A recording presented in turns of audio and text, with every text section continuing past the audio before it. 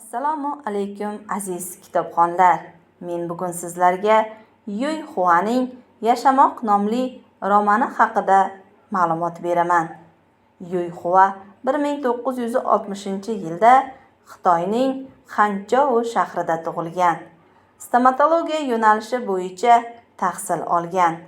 Mazkur sohada 5 yil faoliyat yuritgach, kasbini butunlay tashlab, hayotini adabiyotga bag'ishlagan. Uning ushbu Yashamoq nomli mashhur romani 1993-yilda nashr etiladi.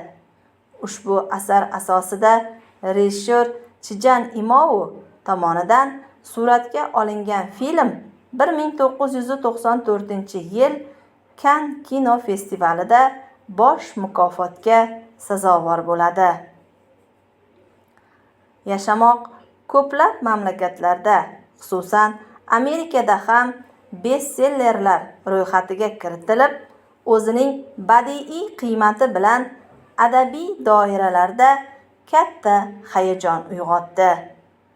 Ushbu asar ayni kunga qadar 20 dan ortiq tillarga tarjima qilingan. Yuy Xuaning ushbu Yashamoq nomli romani ilk bor o'zbek tiliga o'girilgan. Aziz kitobxonlar, Yashamoq nomli romanini o'qishingizni tavsiya qilaman.